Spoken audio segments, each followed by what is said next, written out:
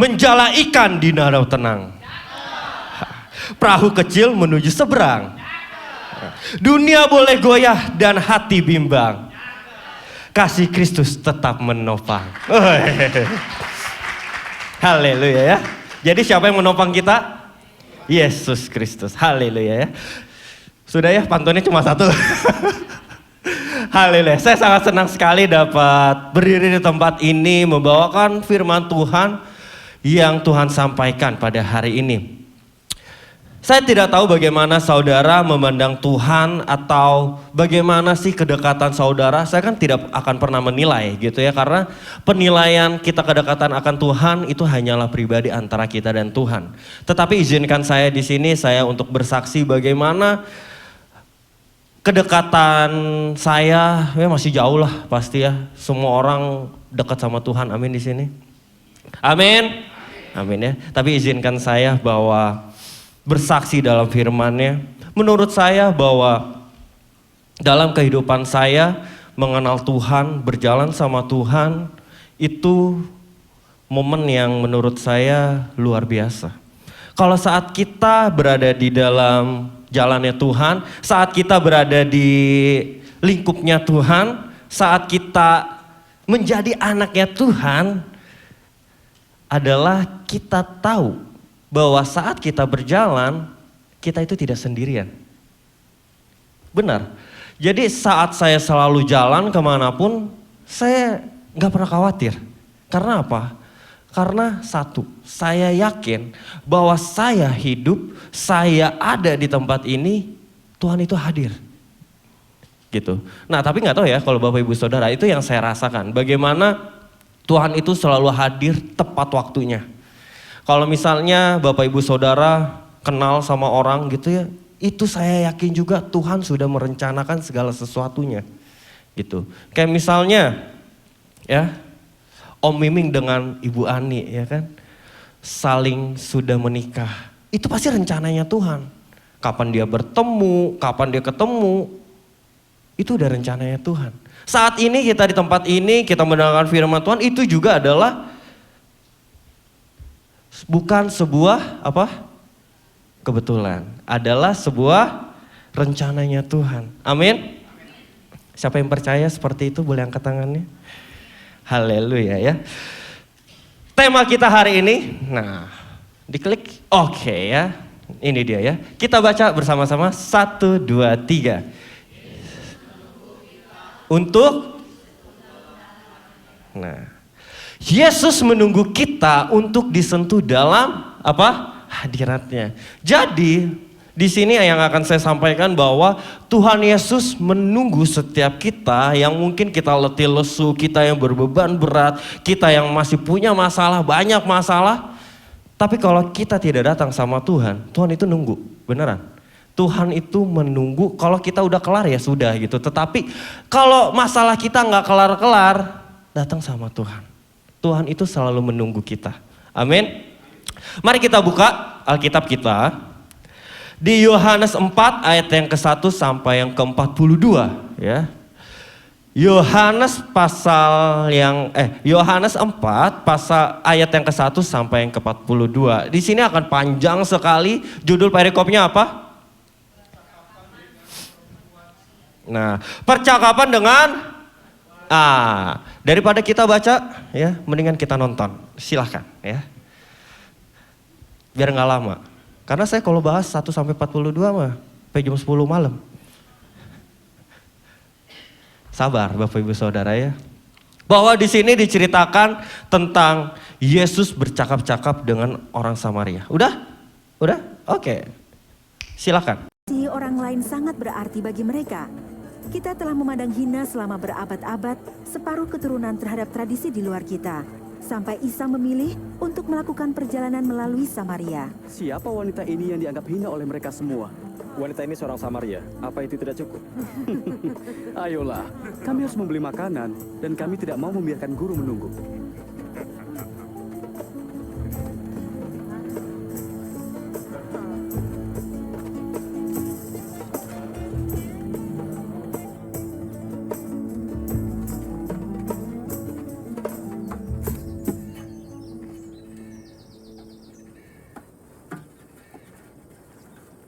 Maukah kamu memberi aku minum? Engkau orang Yahudi. Aku orang Samaria. Masakan kau minta minum kepadaku? Jikalau engkau tahu tentang karunia Allah dan siapa yang berkata padamu berilah aku minum, niscaya engkau telah meminta kepadanya, dan ia telah memberikan kepadamu air hidup. Tuan, engkau tidak punya timba. Dan sumur ini amat dalam. Dari manakah engkau memperoleh air hidup itu? Adakah engkau lebih besar dari bapa kami Yakub? Ia serta anak-anaknya dan ternaknya? Engkau tidak mengklaim lebih besar dari Yakub, bukan? Barang siapa minum air ini, ia akan haus lagi. Tetapi barang siapa minum air yang kuberikan, ia tidak akan haus lagi selamanya. Air yang kuberikan kepadanya akan menjadi mata air dalam dirinya, terus memancar sampai pada hidup yang kekal.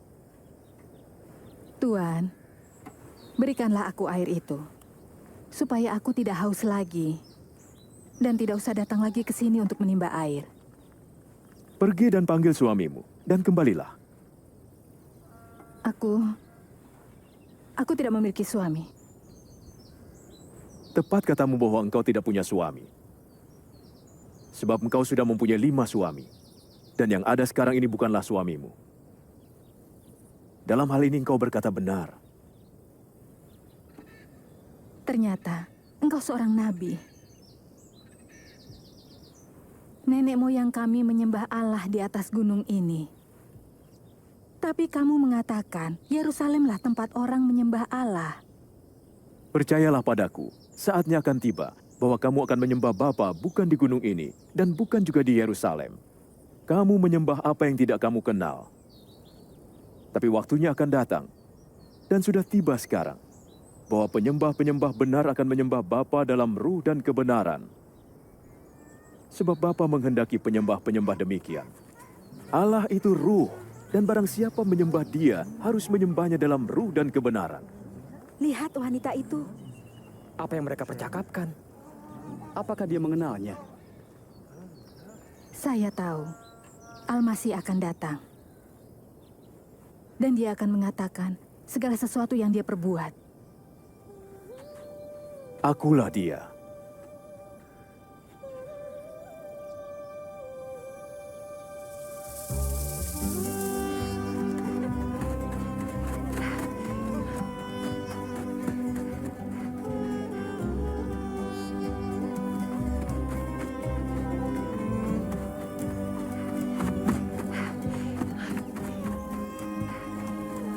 Mari, lihat.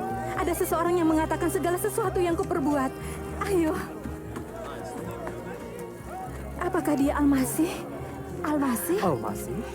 Nabi yang telah dijanjikan. Tidak mungkin. Sini, lihatlah. Ayo.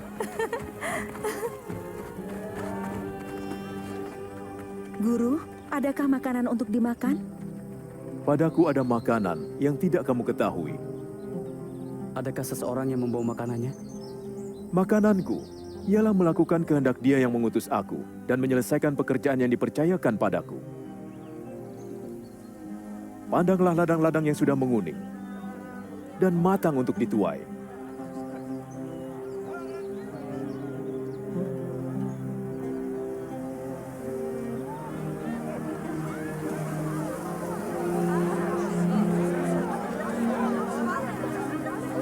Lihat, banyak sekali orang yang datang.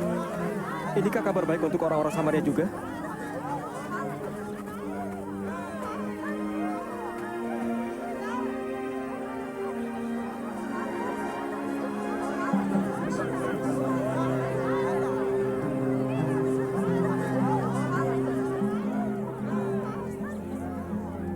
Orang-orang kota datang kepada Isa.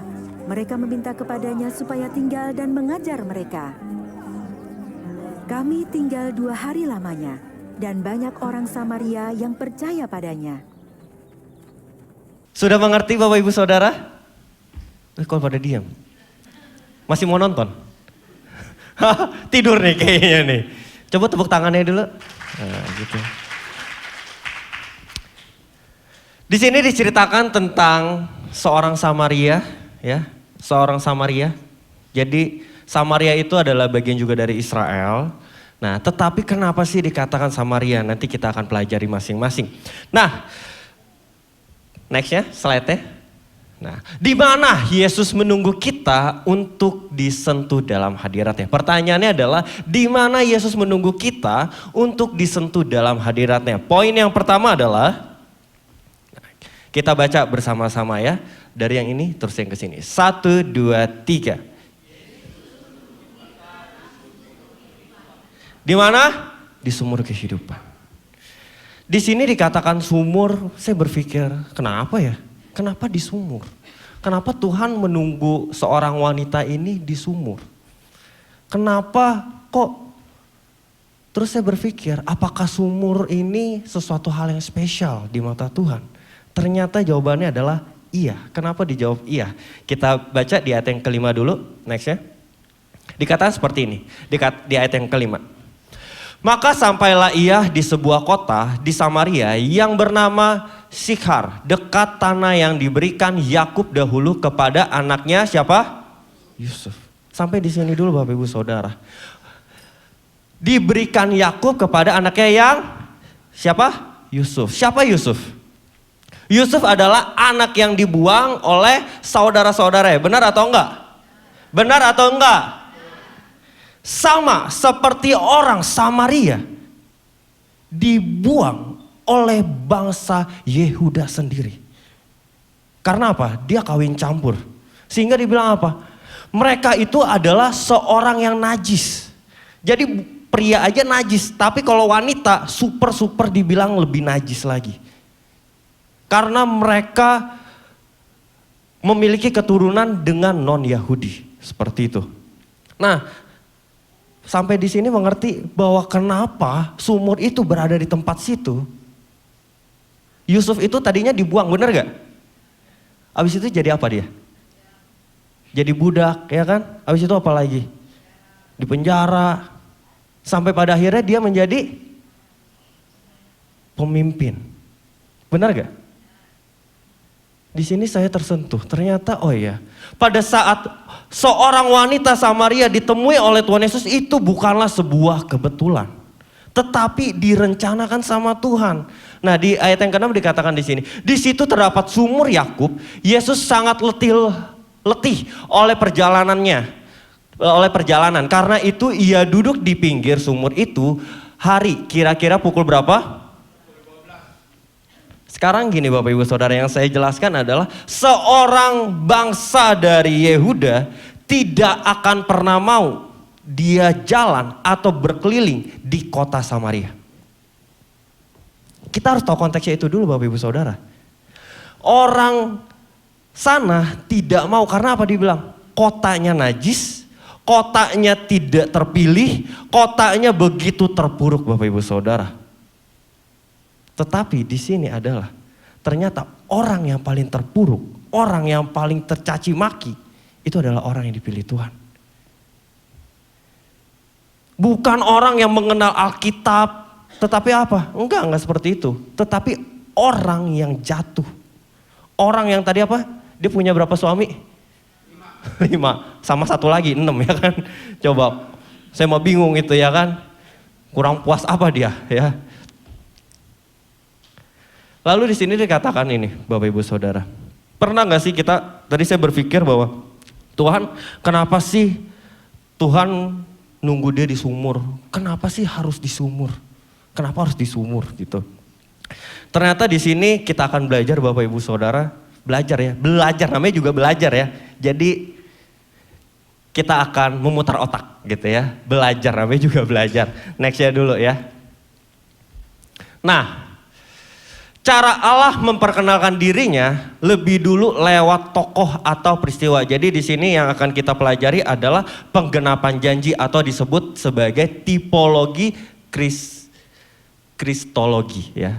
Tipologi apa? Ya. Itu nggak perlu diapalin, nggak perlu, tapi saya ngasih tahu aja gitu ya. Jadi dari mana saya mengambil ini ya? Tipologi tipologi kristologi.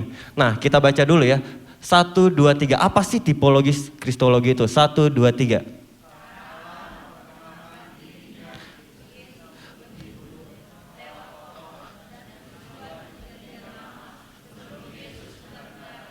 Oke. Di sini yang saya jelaskan adalah Alkitab kita dibagi menjadi dua, betul? Apa? Iya. Dan Yesus dikatakan apa? Sebagai penggenap janji. Jadinya perjanjian lama ditulis sebanyak ini disebutkan sebagai tipologi kristologi. Bahwa Yesus memperkenalkan dirinya itu lewat dari siapa? Tokoh. Ada siapa aja Bapak Ibu Saudara? Siapa? Adam, Hawa, Musa, Nuh, Yusuf, Yakub, Daud. Siapa lagi? Ya, Samuel. Ya banyak lah ya. Ternyata dari sekian banyak itu hanya menceritakan tentang satu orang. Yaitu tentang siapa? Tuhan Yesus. Nah di sini yang akan saya pelajari gini Bapak Ibu Saudara. Nextnya, mudahnya seperti ini. Kita tahu bahwa jadi perjanjian lama itu sebagai bayangan. Tahu bayangan? Bayangan yang selalu ngikutin kita. Sosoknya siapa yang asli? Kita. Gitu ya. Bahwa Yesus Kristus sebagai penggenapan. Nah, saya kasih contoh sederhananya gini Bapak Ibu Saudara. Next ya. Ya. Nah, kita tahu cerita Yunus di perut ikan selama berapa hari? 3 hari 3 malam. Lalu digenapilah sama Tuhan Yesus di Matius 12 ayat 40 dikatakan seperti ini. Demikian juga anak manusia akan tinggal di dalam rahim bumi 3 hari 3. Itu namanya adalah tipologi kristologi. Bahwa Tuhan menyatakan dirinya pada tokoh-tokoh sebelumnya. Bahwa ini loh Tuhan. Nah di sini saya mau jelasin mungkin lebih detailnya gini Bapak Ibu Saudara. Saya mau panggil 3 orang. Renal, boleh Renal silakan maju. Ayo maju, jangan malu. Maju ya Renal. Ayo 2 orang lagi. Samuel, ya. Tadi Samuel dipanggil-panggil. Nah iya Pastor Charlie boleh lah ya. Langganan dong. Tepuk tangan dulu dong. Oke. Nah semuanya silakan balik ke sana dahulu. Nggak boleh nyontek, ya dosa loh. Mau dikerjain, ya. Jangan ngomong-ngomong, ya. Bapak Ibu tahu ini? Tahu. Oke. Kalau saya misalnya, ya, saya buka gitu ya. Saya buka gitu ya. Jangan ngintip, dibilangin jangan ngintip. Wah. Kalau orang ya dikasih ini doang, dia tahu nggak mereknya? Nggak bakalan tahu, betul nggak? Itu sama seperti bayangan. Bahwa kita tahu perasaan Tuhan, kita tahu bahwa di toko perjanjian lama itu merasakan hadiratnya Tuhan. Nah, jangan ngintip, ya. Ngintip, merem. Doa.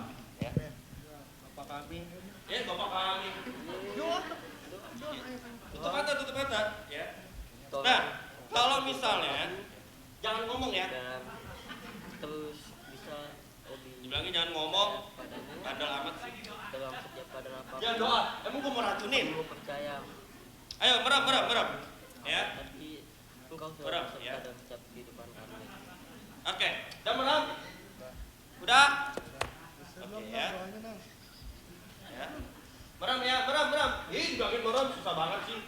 Oke ya, merem. Udah merem bener ya? Buka mulut ya. Udah. Cepetan buka. Ya. Udah ya. Diam ya. 1 ya. Dulu jangan merem, jangan melek. Lu jangan melek. Bilangin gandel amat. Bisa dibilangin lu mau pendeta. Disuruh Apakah? Nah, makan, cepetan makan. Oke. Lu belum doa lagi makan. Apa ini? Udah dikuburkan dalam nama Tuhan Yesus. Ya. Oke. Ya. Sudah selesai dikunyah? Sudah? Oke, ya. Balik ke sini semuanya. Oke, balik ke sini ya semuanya. Oke, saya minta jawaban paling tercepat ya. Merek apa dari Oke, tepuk tangan ya. Silakan berdua turun tangan ya. Silakan turun. Belum. Sini. Silakan turun. Nah ya. Udah cepet ya. Oke, ya. Ini nggak beda emang, ya. Kenapa tahu bahwa itu Silver Queen? Dari apanya? Dari rasanya. Rasanya, terus? Terus nggak cuma dikasih, beli juga bisa. Bisa. Pernah beli? Pernah beli. Apalagi? Pernah dimakan. Pernah dimakan, berapa kali? Banyak lah. Hah? Banyak. Umur hidup berapa kira-kira? Makanya gemuk nih makan coklat mulu. Mungkin ya susah dah kalau dihitung mah seumur hidup mah. 50 ada 50? Ada 50. 50 ada. Terus? Udah itu aja? Udah itu aja. Karena kita kasih ya.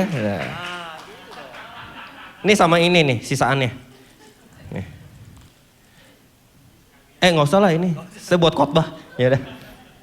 Udah silakan duduk tepuk tangan dong.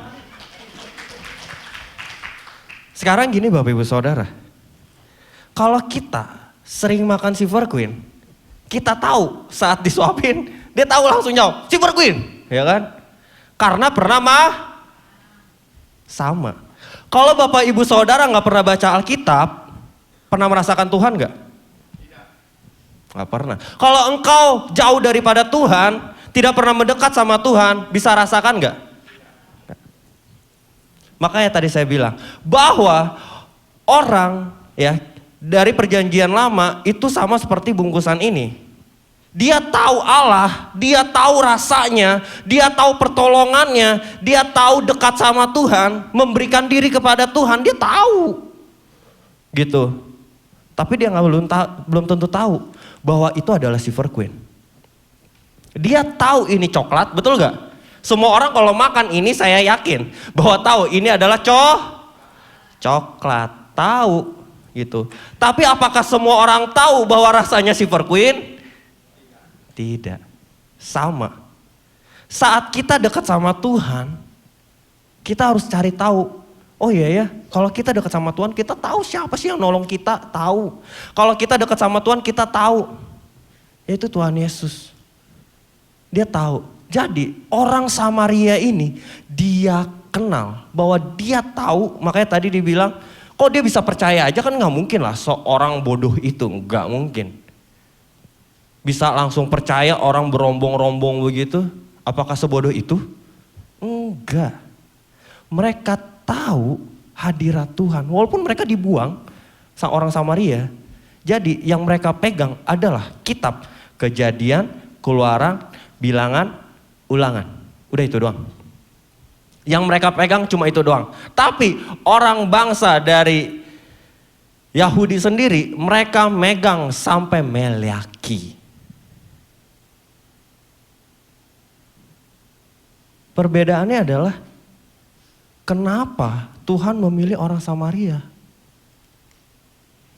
Karena itu yang Tuhan sudah janjikan Bapak Ibu Saudara. Tuhan sudah menjanjikan bahwa Tuhan akan hadir di orang-orang yang berdosa. Tapi Tuhan akan muncul di keturunan siapa? Yehuda. Itu udah jelas sekali gitu. Nah, coba kliknya lagi gitu ya. Ini kita belajar lagi gitu ya. Namanya tipologi kristologi. Nah, di sini nextnya saya berpikir kenapa sih tentang sumur. Nah, di sini saya cari perjanjian lama. Berarti kan kalau Tuhan datang ke sumur, nggak mungkin di perjanjian lama nggak ada. Pasti ada cerita-ceritanya. Nah, yang pertama tentang Ishak dan Ribka.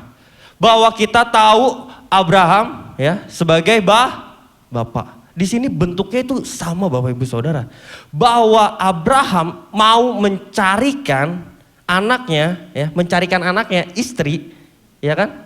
Jadi Ishak itu dianggap sebagai Yesus, Abraham adalah bapa, gitu ya. Nah, lalu dikatakan bahwa Abraham menyuruh hambanya untuk pergi ke kampung halamannya untuk mencari seorang wanita.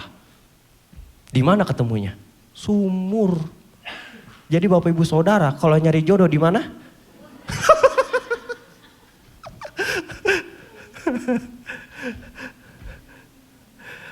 Di sumur. Setelah itu ya, jadi hambanya, makanya kenapa dikatakan hambanya, Tuhan Yesus juga dikatakan sebagai hamba. Sama persis Bapak Ibu Saudara.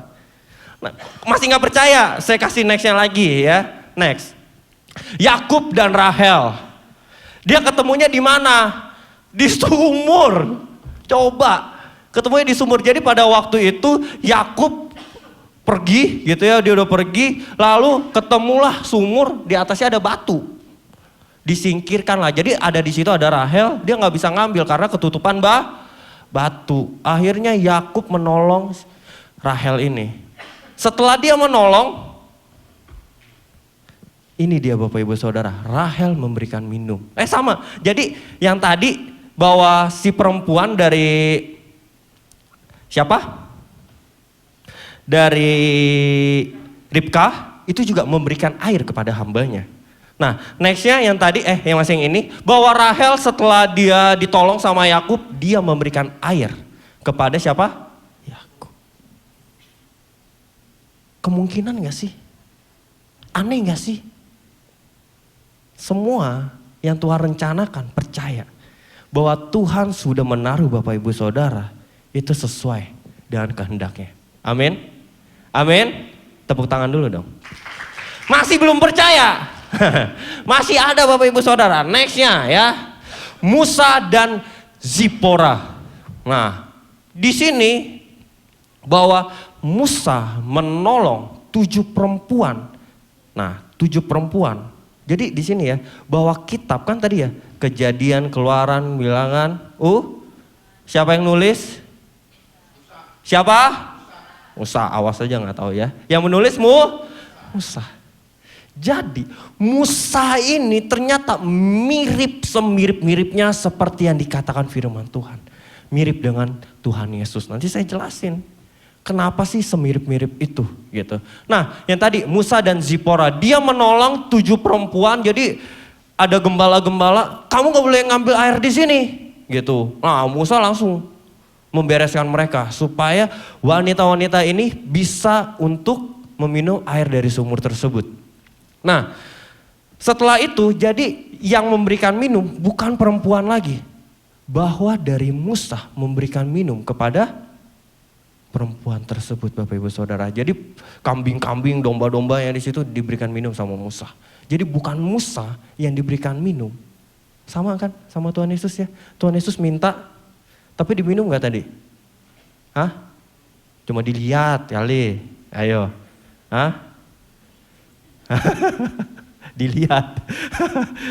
Jadi pada saat itu Musa yang memberikan air kepada mereka. Sama seperti Tuhan Yesus tadi berbicara bahwa aku akan memberikan air kehidupan kepada dirimu. Sama banget gitu. Nah di sini apa sih yang kita pelajari Bapak Ibu Saudara?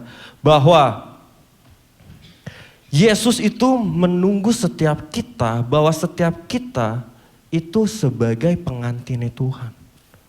Lalu di sini saya berpikir, di bulan lalu kok saya berbicara mujizat pertama Tuhan apa? Di mana? Aneh gak sih? Itu rencananya Tuhan Bapak Ibu Saudara.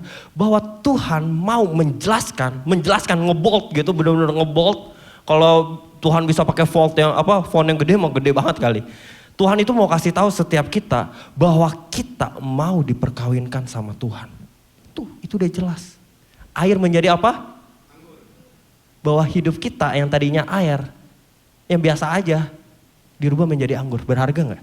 Sangat berharga. Itu yang mau Tuhan sampaikan sebenarnya. Makanya kenapa? Nah, saya nanya lagi, airnya nyambilnya di mana? Ya sumur, ya kan? Balik lagi ke sumur. Bahwa menandakan bahwa Tuhan Yesus hadir, Tuhan Yesus datang, itu sebagai air kehidupan. Itu udah jelas-jelas banget. Gitu. Makanya kenapa kalau kita baca Alkitab, kita harus teliti, kita harus baca. Karena itu dia Bapak Ibu Saudara.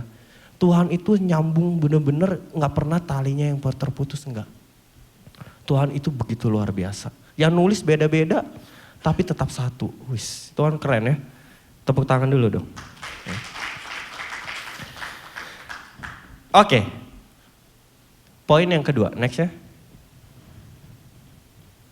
Ya. Kita baca ya. 1, 2, 3. Nah, Yesus menunggu kita di mana? Di mulut bibir kita. Yang pertama tadi bahwa Yesus menunggu kita di mana? Di sumur. Maksudnya di sumur adalah saat kita letih, saat kita lesu, saat kita membutuhkan Tuhan. Tuhan di situ. Kalau orang gak butuh, pasti angkuh, yakin, ya angkuh. Orang dia gak butuh Tuhan kok. Saya hidupnya udah kaya, udah senang, gak butuhlah Tuhan. Jadi pada saat kita titik terendah, carilah Tuhan. Amin? Amin? Nah yang kedua adalah Yesus menunggu kita di mulut bibir kita. Kenapa sih dikatakan di mulut bibir kita? Yang tadi bahwa ada percakapan antara orang Samaria dengan siapa? Tuhan. Itu udah jelas sekali. Bisa gak orang Samaria diem aja? Kalau dia gak mau jawab, bisa gak? Bisa. Tapi dia memilih untuk membuka mulut. Bapak Ibu Saudara. Next ya.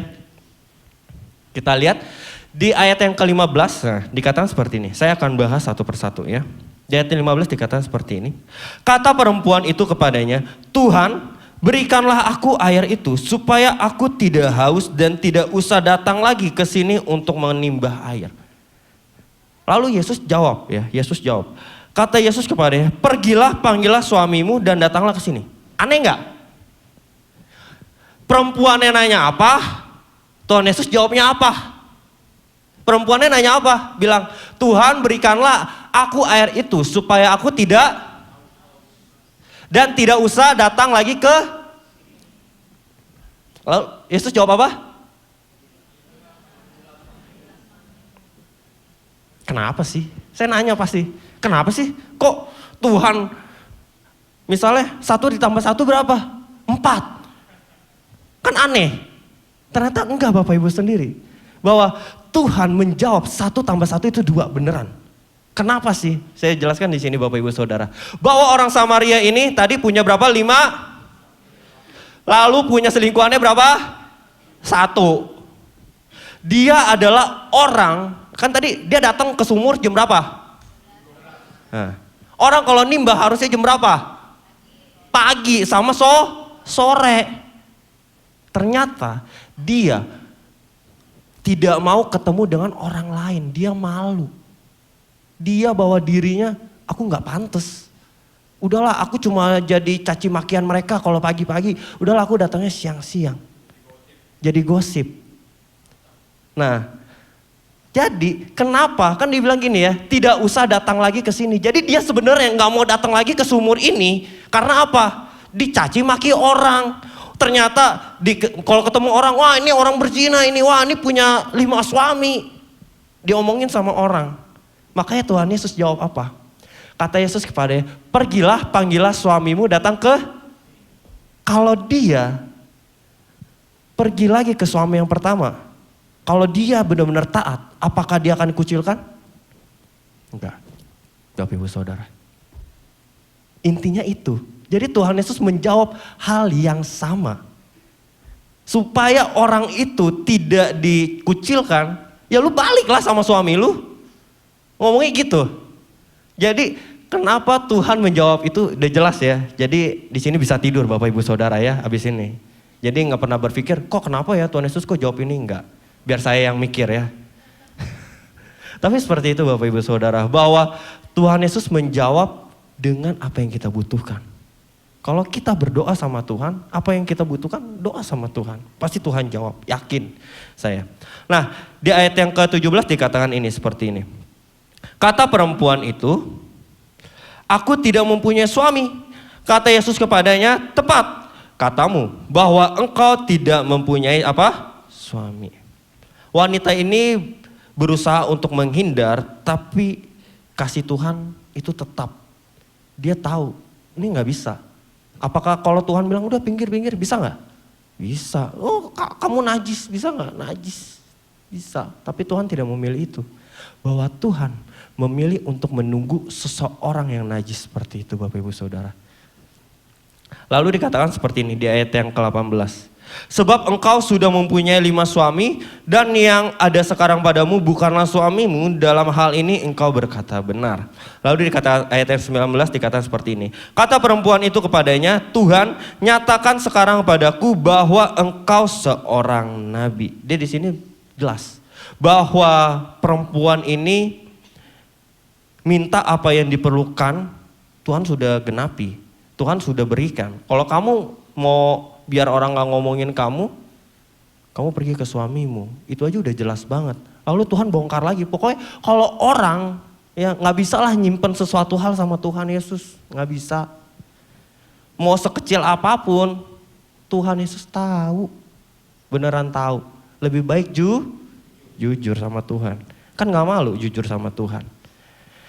Di ayat yang ke-20 dikatakan seperti ini ya.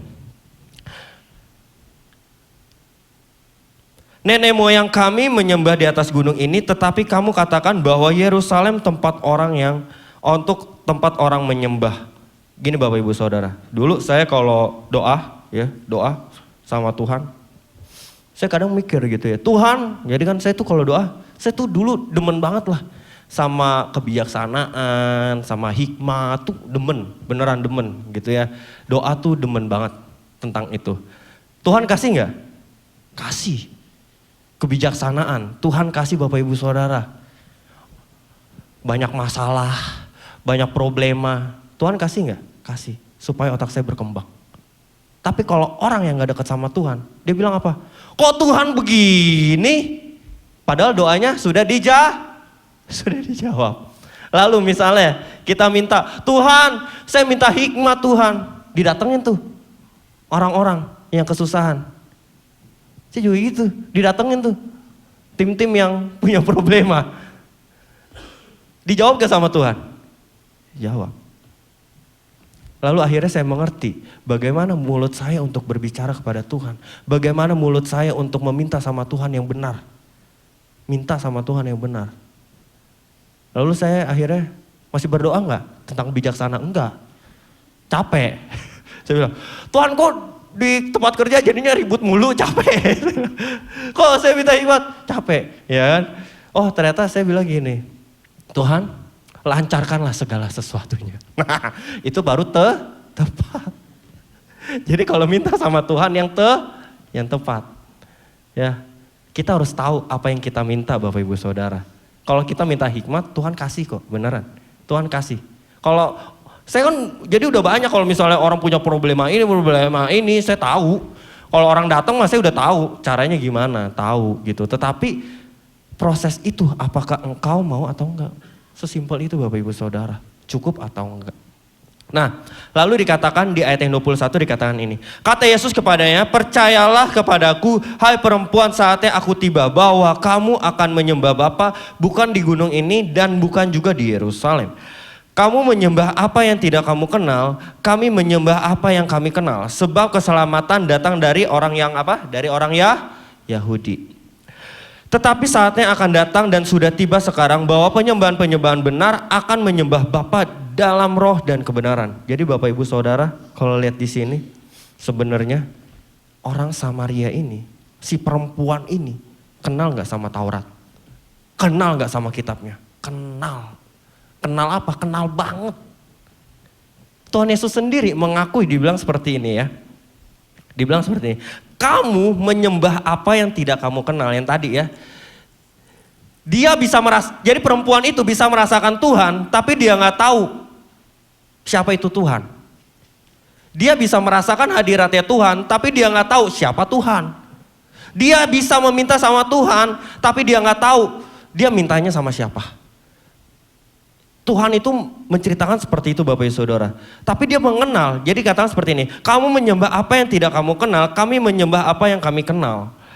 Sebab keselamatan datang dari orang Yahudi. Tetapi saatnya akan datang dan sudah tiba sekarang bahwa penyembahan-penyembahan benar akan menyembah Bapa dalam roh dan kebenaran. Sebab menghendaki penyembahan-penyembahan demikian. Di ayat yang 24 disebutkan seperti ini. Allah itu roh dan barang siapa menyembah dia harus menyembahnya dalam roh dan kebenaran. Ini dia, ini jawaban perempuan ini. Dikata seperti ini. Jawab perempuan itu kepadanya, aku apa? Dia tahu gak kebenaran? Tahu. Dia tahu nggak bahwa ada Mesias yang akan datang? Tahu. Makanya di dalam pengetahuan dia, saat dia jatuh, jadi kalau menurut saya ya, masih menurut saya ya, jadi bukan ditulis di Alkitab. Tapi secara saya teliti bahwa perempuan ini pernah deket banget sama Tuhan. Sampai dia bilang, kayaknya ya menurut saya, si perempuan ini sering datang ke sumur ini. Bahwa kan dikatakan bahwa di gunung ini orang Samaria berdoa. Berarti dia sering berdoa sama Tuhan.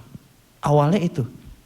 Tetapi nggak tahu gimana, mungkin kan gak diceritain gitu ya. Bahwa dia mungkin terjerat sesuatu, terjerat dia mungkin pernikahan yang kacau atau lain sebagainya, gak ada yang tahu.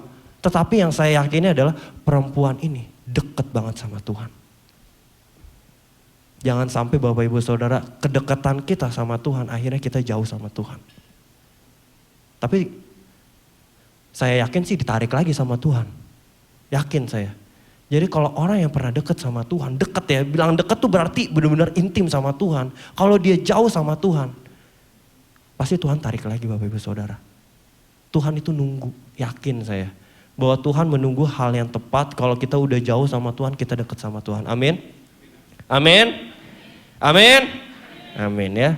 Sedikit lagi Bapak Ibu Saudara ya. Dikatakan seperti ini. Di ayat yang 25 tadi ya. Aku tahu bahwa Mesias akan datang yang disebut juga siapa? Kristus. Jadi sebenarnya tapi di kitab aslinya adalah dikatakan Al-Masih atau Mesias gitu ya. Apabila, jadi di sini sebenarnya mempermudah kita untuk membaca, makanya dikatakan Kristus. Apabila ia datang, ia akan memberitakan segala sesuatu kepada kami. Di ayat yang ke-26, kata Yesus kepadanya, akulah dia yang sedang berkata-kata dengan engkau. Makanya dia pulang dengan sukacita. Sampai orang-orang, jadi ya Bapak Ibu Saudara, Tuhan itu memakai orang berdosa untuk memberitakan Injil. Itulah Bapak Ibu Saudara. Tapi jangan pernah kecil hati. Enggak. Jangan gitu. Bahwa Tuhan sudah menyertai setiap kita. Kita tahulah setiap kita adalah orang yang berdosa. Tetapi Tuhan izinkan bahwa kita memberitakan Injil, kita harus beritakan. Amin. Di sini saya akan beberkan seperti ini Bapak Ibu Saudara ya. Dikatakan di Ulangan 18 ayat yang ke-15 dikatakan seperti ini ya. Ini adalah tadi ya. Tentang kristologi dikatakan seperti ini ya. Tipologi kristologi dikatakan seperti ini. Seorang nabi dari tengah-tengahmu, dari antara saudara-saudaramu, sama seperti aku, akan dibangkitkan bagimu oleh Tuhan Allahmu. Dialah yang harus kamu apa? Dengarkan. Jadi orang Samaria ini tahu kitab Ulangan, dia tahu. Kisahnya Musa dia tahu nggak? Tahu Bapak Ibu Saudara, yakin saya. Lalu apa sih kesamaannya antara Musa dan Tuhan Yesus Kristus? Nextnya. Di sini saya akan cepat aja ya Bapak Ibu Saudara. Next. Nih ya. Yang pertama, lompat. Nggak ada. Next ya. Ya udah kita baca aja yang ini ya. Di sini saya tadi tulis ya. Yang pertama adalah Musa lahir. Setelah Musa lahir ya. Firaun itu ingin membunuh bayi-bayi. Sama gak seperti Tuhan Yesus? Sama. Persis gak? Persis. Yang kedua Bapak Ibu Saudara. Musa pernah mengalami yang namanya bahwa dia ditolak. Sama sukunya sendiri. Tuhan Yesus ditolak gak? Ditolak. Sama gak? Sama. Nah ini yang ketiga. Musa sebagai perantara antara Allah dan umatnya. Sama nggak sama Tuhan Yesus? Sama nggak? Sama. Yesus perantara antara Allah dan umatnya. Yang keempat ya.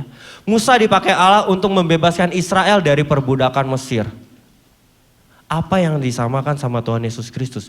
Yesus membebaskan manusia dari perbudakan dosa dan maut. Sama Bapak Ibu Saudara. Kok bisa sama sih? Nulis telah lama, tapi kok bisa sama sih? Bahwa ternyata Tuhan menyiapkan setiap kita sudah ada agendanya Bapak Ibu Saudara. Di yang kelima dikatakan seperti ini, kita baca dulu ya sama-sama. 1, 2, 3. Musa di gunung, Tuhan Yesus berpuasa gak? Selama berapa hari? Sama.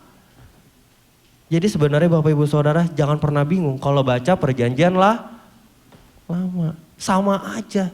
Kalau kita baca perjanjian lama berarti kita baca bahwa Tuhan akan menggenapi itu.